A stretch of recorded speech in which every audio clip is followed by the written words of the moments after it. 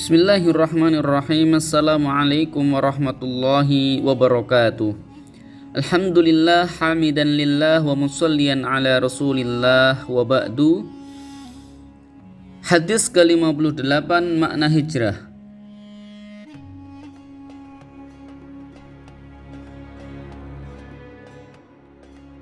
Wa an ibni Abbas radhiyallahu anhuma qala Rasulullah sallallahu alaihi wasallam la hijrata ba'dal fathi walakin jihadun wa niyyatun. Rawahul Bukhari. Arti hadis. Dari Ibnu Abbas radhiyallahu anhu, ia berkata, bersabda Rasulullah sallallahu alaihi wasallam, tidak ada hijrah setelah terbukanya kota Mekah, akan tetapi yang ada adalah jihad dan niat. Hadis riwayat Al-Bukhari. Penjelasan hadis. Maksud dari sabda Nabi hijrah dalam pembahasan ini adalah hijrah berpindah dari kota Mekah menuju kota Madinah. Saat awal-awal kedatangan Islam, kaum muslimin yang berada di Mekah dimusuhi, diintimidasi, disiksa, bahkan dibunuh oleh orang-orang musyrik Mekah.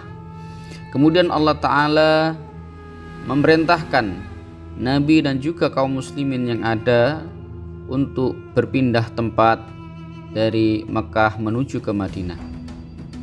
Ikhwani wa akhwati rahimakumullah, peristiwa hijrah merupakan peristiwa yang sangat bersejarah di dalam perjuangan Islam untuk menyelamatkan akidah dan agama. Tidak semua orang sanggup untuk melakukan hijrah ini. Banyak dari kalangan kaum muslimin yang juga tidak mau hijrah ke Madinah, lantaran mereka tidak mau meninggalkan harta benda dan juga meninggalkan tanah dan rumah mereka, ditinggal untuk pindah ke Madinah. Karena dalam sejarah dicatat bahwa setiap harta benda, rumah beserta isinya yang ditinggal oleh kaum muslimin pindah ke Madinah, semuanya disita dan dimiliki oleh orang-orang kafir Mekah pada waktu itu. Dengan begini, maka ada beberapa dari kalangan para sahabat yang tidak mau hijrah ke Madinah. Hanya orang-orang yang memang mempunyai tekad kuat untuk hijrah sajalah yang mereka sanggup untuk hijrah bersama Nabi di Madinah. Oleh karena itu, ikhwani wa akhwati rahimakumullah, hijrah merupakan peristiwa yang sangat berat, ibadah yang sangat berat, sehingga di situ Allah sangat menghargai orang-orang yang berkenan untuk hijrah ke Madinah. Allah menghargai mereka. Allah menjadikan mereka orang-orang yang terdekatnya, orang-orang yang senantiasa dikelompokkan sebagai orang-orang mulia, orang-orang terdekatnya Nabi di dunia sampai di jannah kelak. Ikhwani wa akhwati rahimakumullah, selama hijrah dilakukan sebelum terjadinya Fathu Mekah, maka mereka tetap masih mendapatkan pahala hijrah. Namun ketika Rasulullah SAW melakukan pembebasan kota Mekah pada tanggal 8 Ramadan, pada tanggal 10 Ramadan tahun ke-8 Hijriah, saya ulangi lagi, pada tanggal 10 Ramadan tahun 8 Hijriah,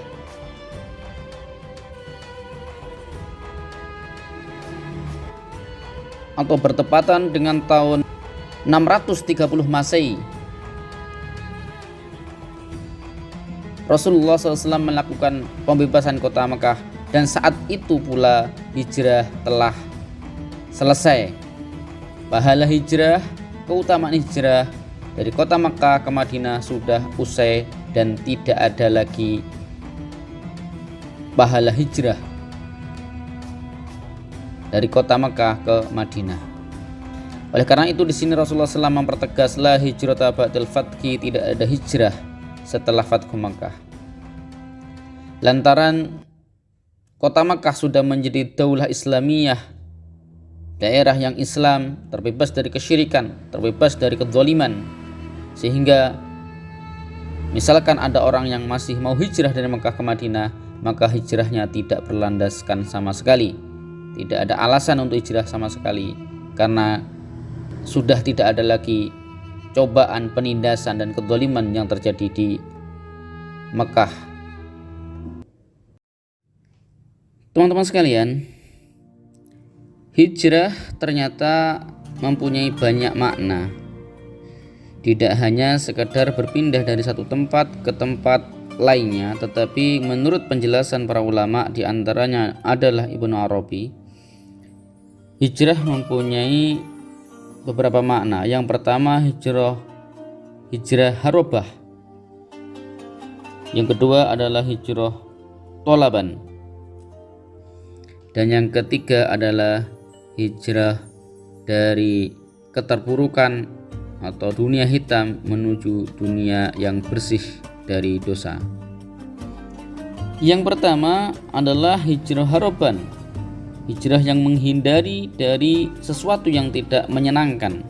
Ada beberapa macam dan jenisnya menurut Ibnu Arabi. Yang pertama hijrah dari negeri yang konflik menuju negara Islam, sebagaimana yang dilakukan oleh para sahabat. Dari konflik yang ada di kota Makkah pindah ke negara Islam yang ada di Madinah untuk menyelamatkan akidah. Yang kedua, hijrah dari negeri yang penuh dengan aliran sesat ke negara yang aman darinya. Mungkin negara tersebut itu aman, tetapi tidak aman dari sisi akidah dan agama. Banyak fitnah-fitnah agama yang menyerangnya, maka alangkah baiknya hijrah menuju daerah yang aman dari fitnah agama. Ketiga, hijrah dari negara yang sulit didapati barang dan makanan halal menuju negara yang mudah mendapatkan yang halal. Ketika kita seorang diri berada di wilayah daerah yang di situ kita terhimpit, sulit mendapatkan makanan halal, sulit untuk bisa menjalankan syariat Islam dengan baik, maka lebih baiknya hijrah ke tempat yang di situ kita mudah untuk bisa mendapatkan makanan dan minuman yang halal. Yang ketiga, yang keempat, hijrah menyelamatkan diri dari teror dan ancaman yang mengancam keselamatan dirinya. Yang kelima, hijrah menghindari penyakit atau wabah yang membahayakan. Jika kita berada di sebuah wilayah yang di situ terjadi wabah taun, penyakit menular yang sangat mematikan, maka ketika ada peluang untuk berpindah dengan fisik kita yang masih sehat, belum terpapar penyakit apapun, maka silahkan pindah, menyelamatkan diri, keluar dari daerah tersebut, menyendiri supaya tidak tertular penyakit tersebut. Ini tidak masalah. Menyendiri di tempat yang sepi, yang tidak kontak dengan banyak orang. Tanya, bila mana tinggal di sebuah daerah yang di situ banyak perampokan, begal, mengancam harta dan juga keluarga, maka lebih baik pindah, menyelamatkan diri dan keluarga dan juga harta dari tempat tersebut, mencari tempat yang lebih aman. Yang kedua ada hijrah tolaban, menuntut atau mencari. Ada beberapa jenisnya yang dikatakan oleh Ibnu Arabi. Yang pertama yakni hijrah atau safar ibroh, maksudnya bersafar untuk mendalami kekuasaan Allah, untuk meneliti, mentadaburi ciptaan-ciptaan Allah, refreshing, piknik, ke pegunungan, ke lautan misalkan, untuk mencari ibroh, untuk mensyukuri betapa hebatnya Allah dalam menciptakan alam semesta ini. Ada juga yang kedua, safar untuk tujuan haji dan umroh. Ini juga dikatakan hijrah, safar yang penuh dengan ibadah, yakni safar haji dan umroh selama beberapa hari, sebulan 2 bulan, untuk demi menjalankan ibadah haji dan umroh. Kemudian ketika safar jihad, keluar dari kampung halamannya, pergi di sebuah daerah yang di situ ada konflik, mengangkat senjata demi membela Islam dan kaum muslimin, seperti misalkan di Palestina, membebaskan Masjidil Aqsa, melawan kepada musuh yang nyata, yakni orang-orang kafir Yahud al-Dhalimin. Kemudian yang keempat, merantau untuk mencari maisha atau kehidupan, untuk mencari uang demi keluarganya, ini pun juga dikatakan sebagai hijrah. Ada yang kelima, safar untuk mencari ilmu, jauh dari orang tua, jauh dari keluarga dan juga kampung halaman, tinggal di pondok, ini pun juga dikatakan sebagai hijrah. Kemudian yang enam, safar untuk ziarah, berkunjung silaturahmi saudara-saudara yang jauh, ini pun juga dikatakan dengan hijrah.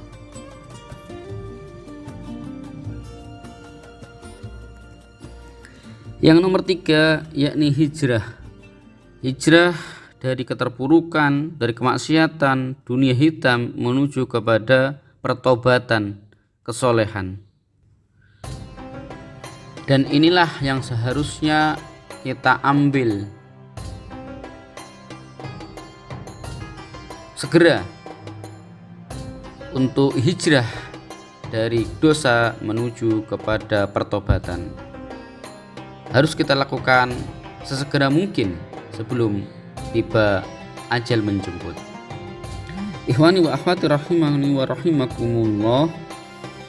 Selanjutnya Rasulullah SAW menyampaikan, walakin jihadun wa niyatun. Hijrah memang sudah tidak ada. Hijrah dari Mekah ke Madinah memang sudah tidak ada, tetapi Allah masih menyisahkan yang namanya jihad dan juga niat. Artinya apa? Artinya Allah Ta'ala masih memberikan peluang pahala bagi orang yang ingin mendapatkan pahala hijrah. Yakni dengan apa? Dengan jihad. Jihad dalam artian khusus memang mengangkat senjata melawan orang-orang kafir. Namun ketika itu sudah tidak ada, maka jihad bisa diartikan semua amalan fisabilillah, semua amalan-amalan kebaikan yang untuk meninggikan ajaran Islam, maka itu pun juga dikatakan sebagai jihad. Jihad artinya adalah sungguh-sungguh. Sungguh-sungguh dalam artian semua hal kebaikan harus dilakukan dengan sungguh-sungguh. Itu namanya jihad.